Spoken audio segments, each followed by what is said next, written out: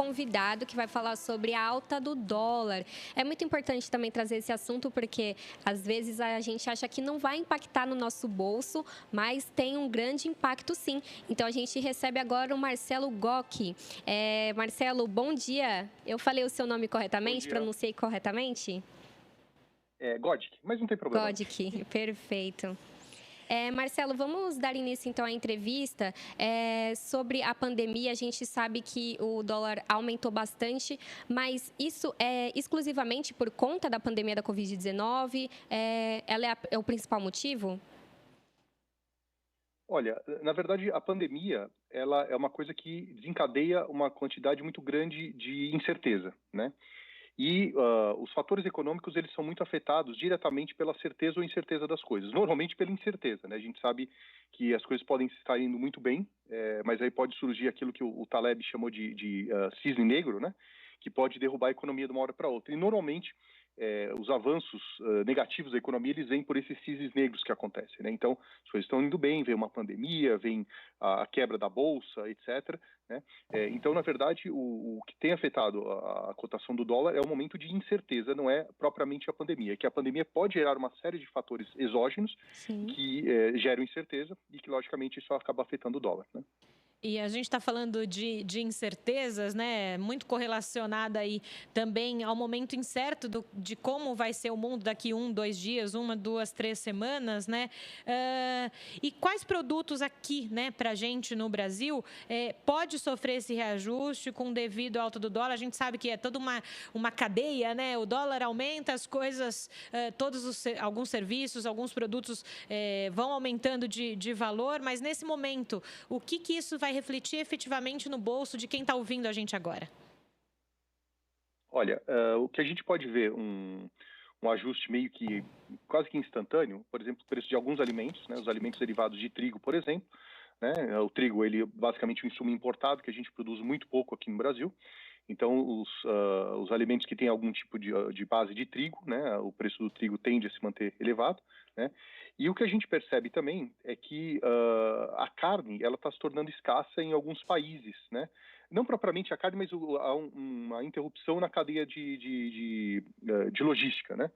Então, pode ser que no futuro a gente tenha também aí, no futuro próximo, um aumento no preço da carne, né? Isso é o que alguns analistas estão dizendo, porque a demanda pela carne ela não tem caído, né? O problema que existe hoje é de entregar a carne, mas a demanda ela tem se mantido elevada, né? Uhum. Então a gente pode ver esse insumo ser afetado também.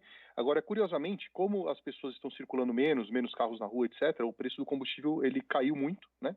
Apesar de o preço no Brasil também ser em parte balizado pela cotação internacional do petróleo, né? Uhum. Mas o que a gente percebe é que na bomba o preço tem caído bastante aí, né?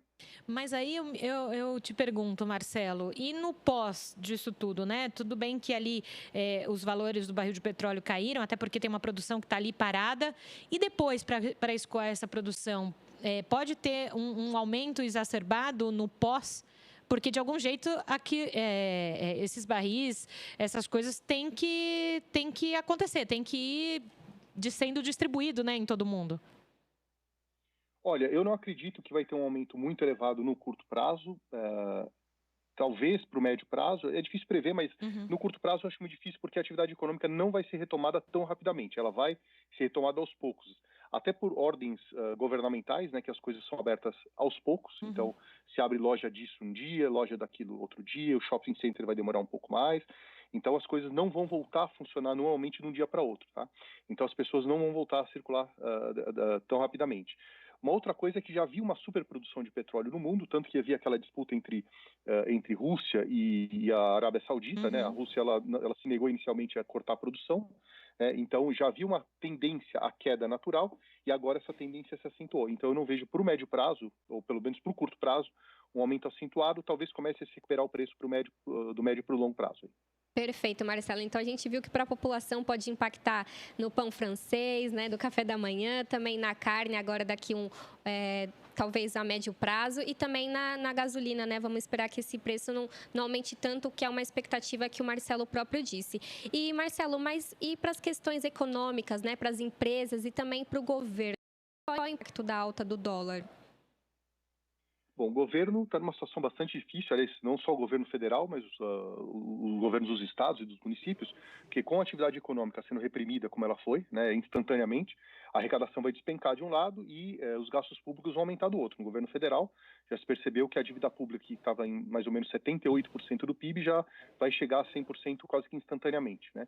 Então, a gente vai ficar aí com um bom prazo de recuperação disso, para a dívida pública voltar a cair, e só vai acontecer quando aumentar a arrecadação pela retomada da economia. Então, quanto mais rápido a gente retomar a atividade econômica, mais rápido a gente também vai ter o aumento da arrecadação e o início da retomada da normalização da dívida, da relação da dívida PIB, né?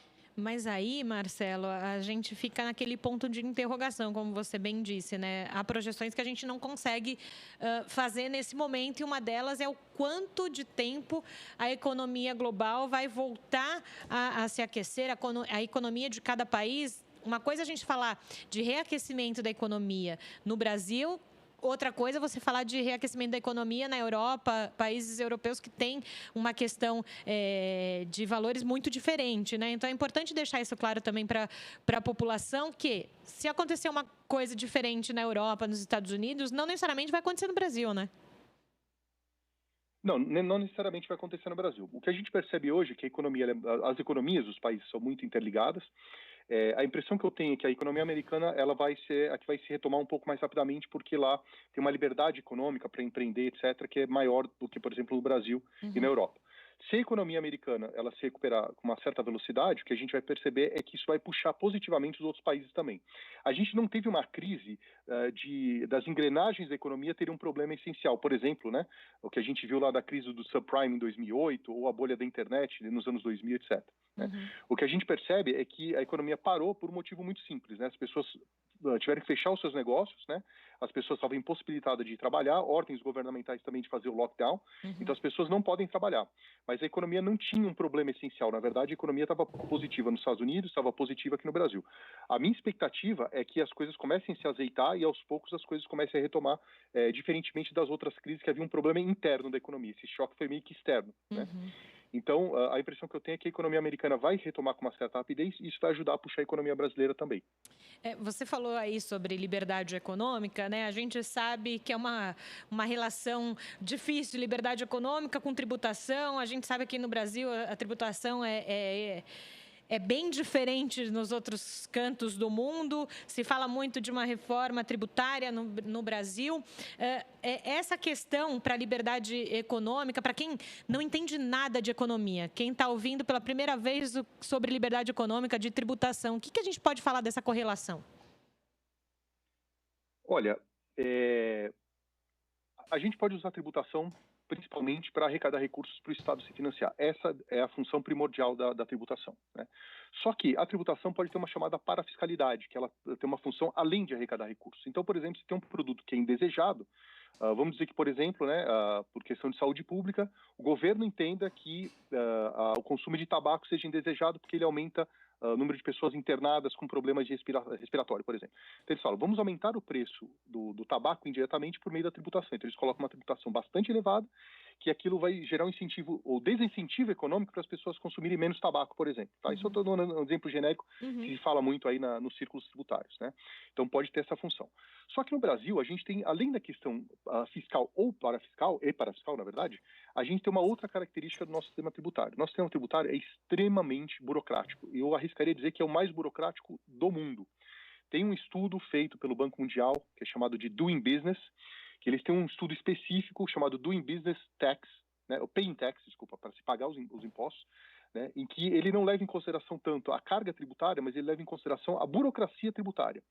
E são, se eu não me engano, 189 países que fazem parte desse ranking, e é muito fácil adivinhar qual a posição do Brasil em relação a esses países, né?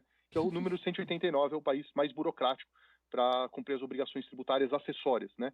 Que é apresentar todas as declarações, etc, etc. O Brasil se gastava 2.800 horas em média para cumprir as obrigações tributárias dos 5 anos atrás, agora isso caiu para mais ou menos 2.000, 1.800 horas, que ainda, apesar do Brasil ter reduzido em mais de 1.000 horas, o Brasil ainda se encontra em último lugar nessa tabela, né? Então, a gente tem um problema muito sério aí, que a burocracia tributária reduz a liberdade econômica e atravanca, né, o desenvolvimento econômico, a geração de empregos, o aumento dos salários dos trabalhadores, por exemplo, né? Infelizmente. E vocês que são da área econômica, né, que trabalha com isso todos os dias, tem alguma fórmula mágica aí para essa desburocratização? Até uma palavra grande, eu falo com cuidado para não travar minha língua aqui, Marcelo. Até a palavra é difícil de falar, você imagina implementar isso, né? Se não existe uma fórmula mágica, o que existem são estudos feitos aí com base nas experiências de outros países, porque como a gente demora muito para fazer esse tipo de reforma, então a gente pode se aproveitar da experiência de outros países, né? Então existe uma PEC de número 45, uma proposta de emenda constitucional de número 45, que pretende mudar o nosso regime, por exemplo, do ICMS, de PIS e COFINS, unificar tudo naquilo que vai ser chamado de IVA, né? Em outros países, aqui vai ser chamado de IBS, Imposto sobre Bens e Serviços, né, se for criado. Ele, inicialmente, ele pode aumentar a carga tributária para alguns setores, porque ele vai aumentar a carga tributária do setor de serviços, por exemplo, então isso vai me afetar diretamente como prestador de serviços, tá? Mas, por outro lado, ele vai unificar as alíquotas de produtos materiais e serviços a serem prestados. Em segundo lugar, ele vai desburocratizar o nosso regime tributário, nosso sistema tributário, de tal maneira que as empresas vão muito mais facilmente conseguir cumprir suas obrigações tributárias e, por outro lado, o fisco também vai ter uma facilidade muito grande de acessar informações e fiscalizar, né? Então, assim, não existe uma fórmula mágica, mas existem fórmulas que são colocadas aí e já estão em andamento no Congresso. O problema é que existe um debate. É eficiente, não é eficiente? Tem uns que gostam, por exemplo. Todo o setor de serviço não gosta dessa reforma que foi proposta, porque ela aumenta a alíquota do setor de serviço. Só que, por outro lado, essa reforma da PEC 45 pode revolucionar todo o sistema tributário brasileiro e beneficiar todos no longo prazo, gerar mais empregos, aumentar a arrecadação, inclusive, né? E não é pelo aumento da alíquota, é pelo aumento da atividade econômica em si, vai haver um aumento da arrecadação também. Perfeito. E, Marcelo, tanto se fala da reforma tributária antes mesmo dessa pandemia, né? E há uma expectativa que, quando isso amenizar, isso possa efetivamente ser votado, implantado? Olha, é difícil, né? Eu entrei na faculdade em 1992, eu comecei a fazer faculdade em 92, e já se falava em reforma tributária, né? A gente passou por uma reforma importante do regime tributário nacional na Constituição de 88, né? Então ali a gente teve uma reforma importante, mas não foi uma reforma feita a contento, tanto que hoje tem que se fazer uma reforma bastante grande, bastante abrangente, porque aquilo não foi lidado de maneira adequada lá atrás, né? Então, assim, eu sempre ouço dessa reforma tributária, não vi ser implementado. Eu vi, normalmente, quando se mexe alguma coisa para aumentar a alíquota de imposto, para aumentar a carga tributária, né, porque o Estado precisa arrecadar cada vez mais, infelizmente, ele não consegue conter os seus gastos, né, infelizmente o que a gente vê é isso. Parece que agora existe um movimento mais forte, porque há uma intenção, parece maior, de realmente fazer a reforma tributária.